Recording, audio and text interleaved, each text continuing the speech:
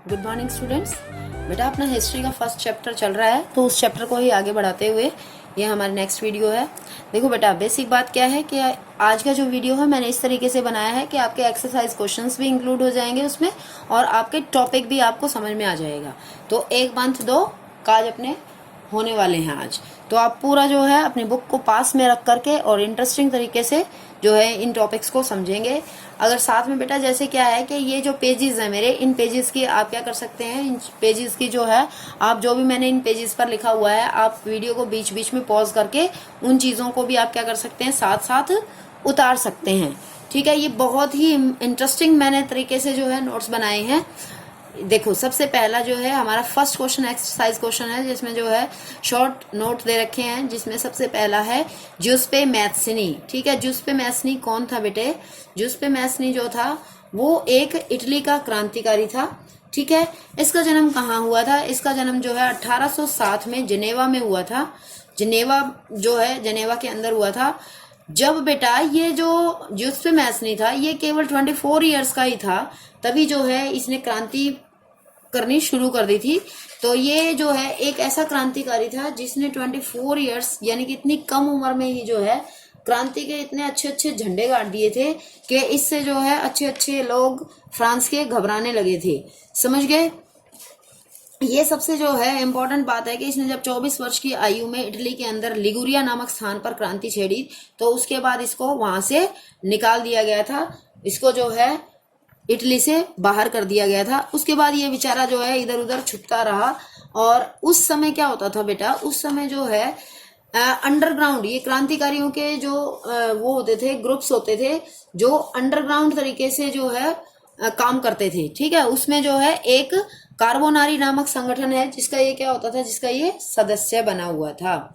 ठीक है, इस जो क्या नाम है इनका, ये जो ज्यूसेppe मैत्सनी जैसे जो भी क्रांतिकारी थे वो बेसिकली क्या करते थे, वो इस प्रकार के गुप्त संगठनों में क्या करते थे, प्रशिक्षण लिया करते थे और विचारों का प्रसार करने के लिए इन गुप्त संगठनों के अंदर घुस जाते थे और इन गुप्त संगठनों के अंदर जा करके और वहीं पे अपनी प्लानिंग करके और अपने क्रांतिकारी गतिविधियों को आगे बढ़ाते रहते थे।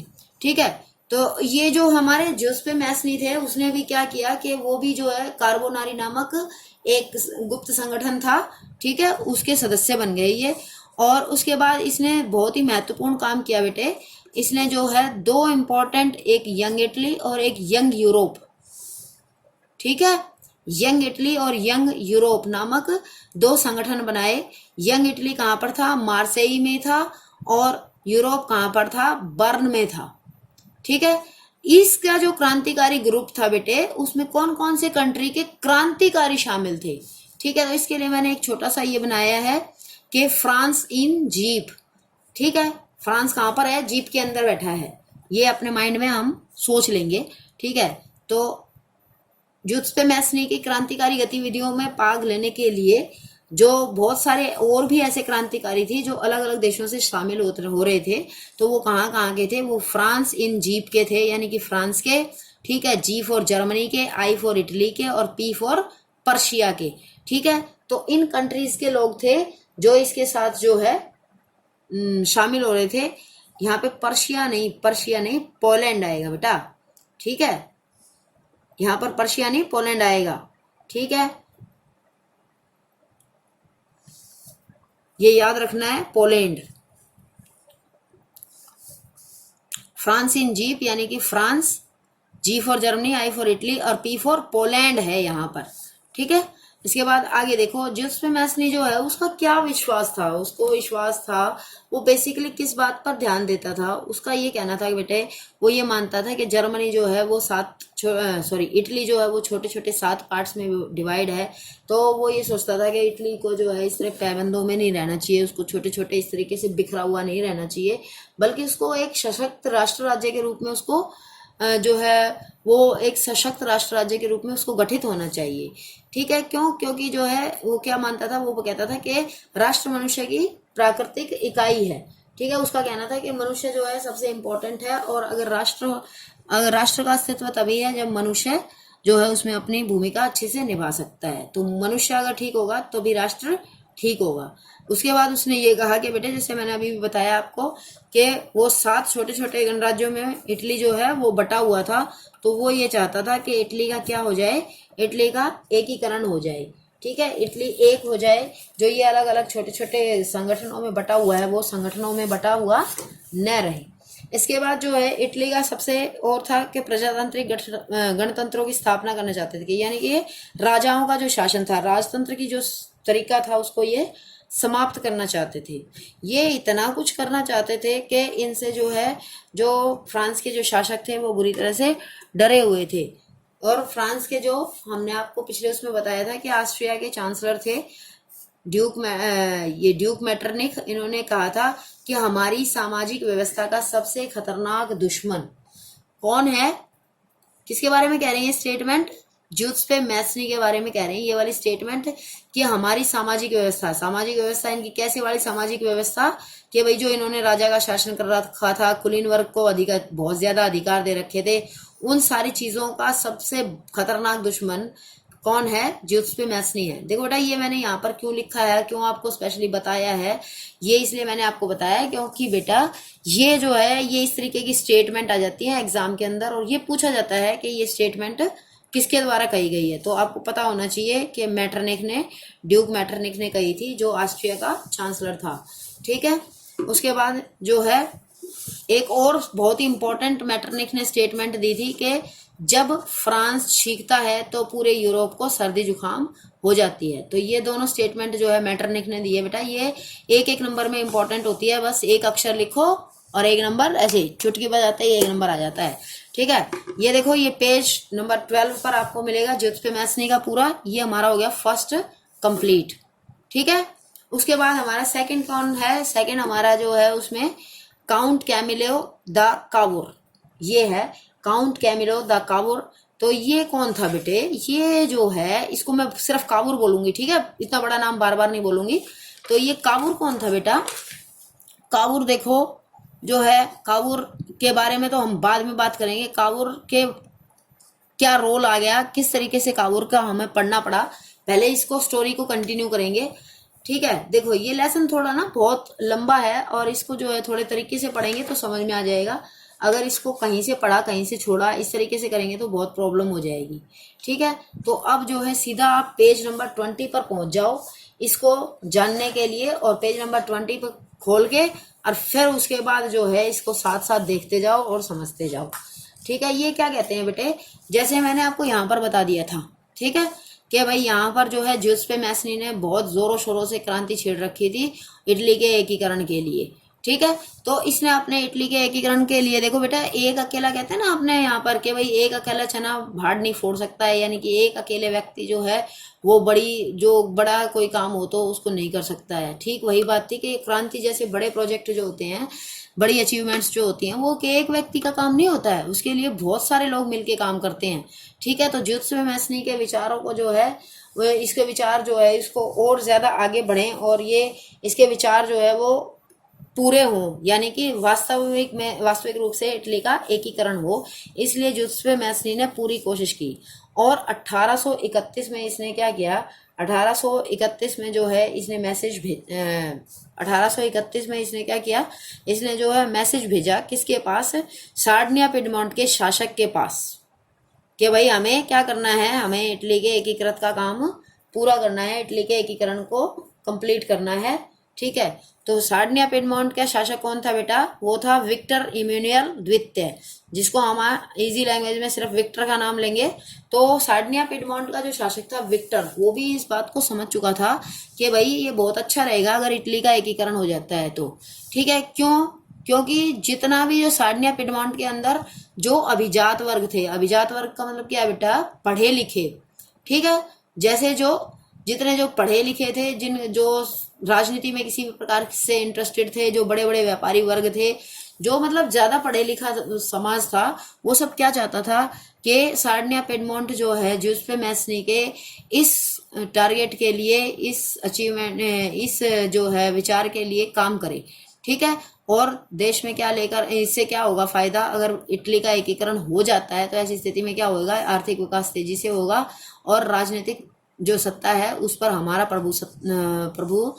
हमारी प्रभुसत्ता कायम हो सकती है। ऐसा विचार था इन अभिजात वर्ग वालों का।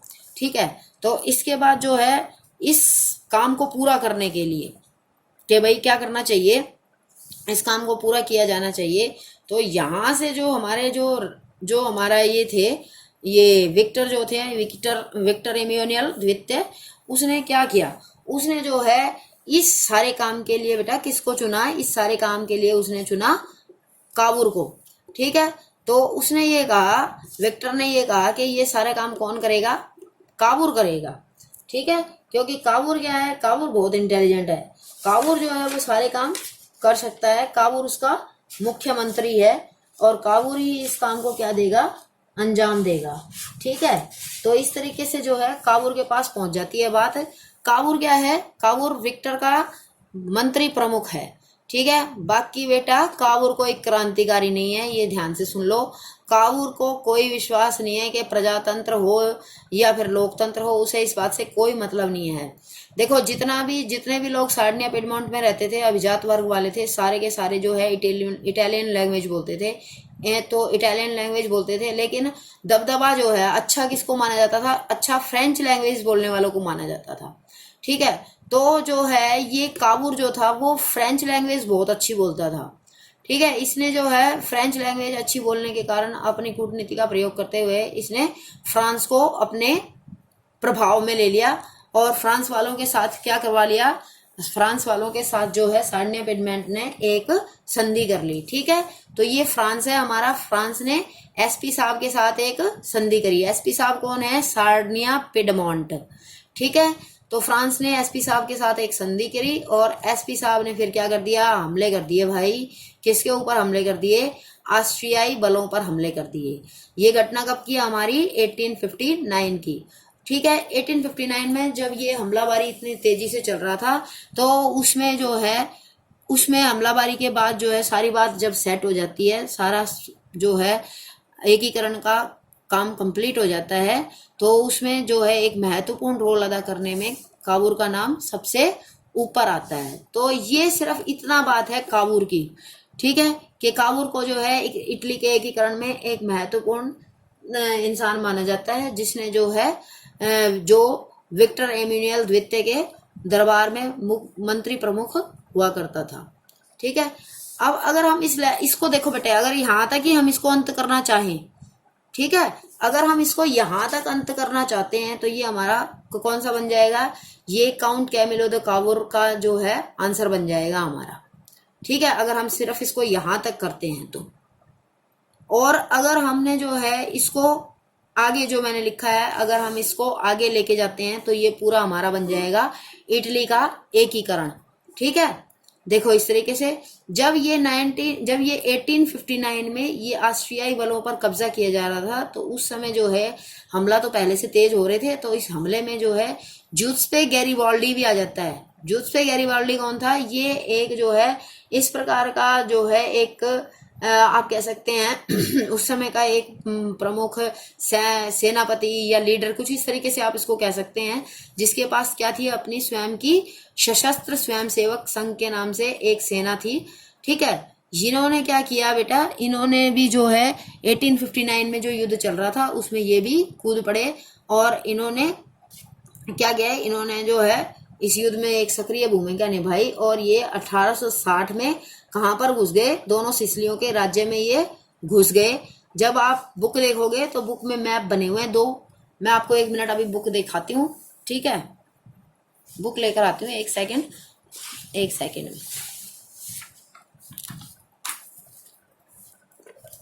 हाँ बेटे देखो, मैं बुक लेकर आई हूँ, ये देखो बुक देख लो फटाफट एक बार, तुम्हारा जो है अच्छे से समझ में आ जाएगा। देखो बेटा, ये दोनों सिसिलियों का राजतंत्र है। ठीक है, तो इधर जो है 1860 लिखा हुआ है बेटे, तो 1860 में जो है वो दोनों सिसिलियों के राजतंत्र में प्रवेश कर जाते हैं। ठीक है, तो ये जो है ये इटली का मैप दिखा रखा है। देखो दो मैप है आपकी बुक में, आराम से ध्यान से देखेंगे, कोई जल्दी नहीं है आपको, आपके पास बुक है तो देखो दो हैं, एक तो ये वाला इटली है और एक ये वाला इटली है। ठीक है, जो ये वाला इटली है वो कहाँ है, एकीकरण से पूर्व इटली के राज्य, ये 1859 का सीन है और ये एकीकरण के बाद है ये इटली का राज्य। ठीक है, 1861 का सीन है ये।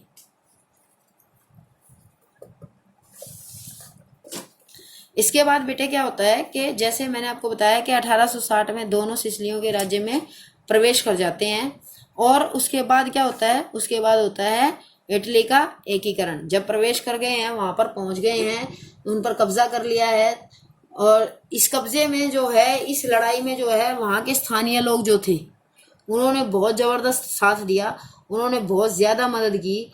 और इटली के जितने भी लोग थे जो जो निरक्षर थे बेचारे, जो बिल्कुल भी पढ़े लिखे नहीं थे, उन सब ने भी जो है गैरिबाल्डी को खूब समर्थन दिया।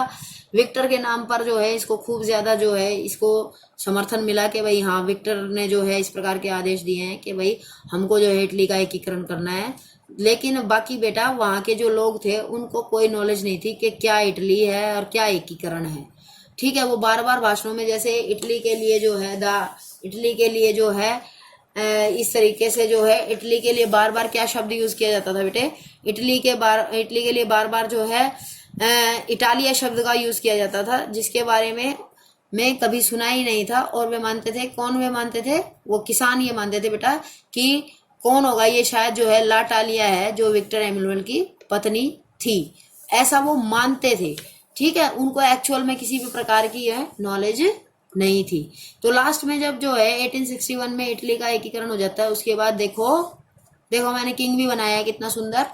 ठीक है, देखो फिर विक्टर एम्मानुएल को क्या बना दिया जाता है, वहां का किंग बना दिया जाता है, उसको वहां का राजा घोषित कर दिया जाता है। ठीक है बेटा, इस तरीके से जो है ये सारा हमारा दोनों टॉपिक्स कंप्लीट हो गए हैं। I hope you enjoy it, आपको पूरा समझ में आया होगा। ठीक है, इसको साथ साथ जो है अपनी नोटबुक में भी लिख लेंगे दोनों को।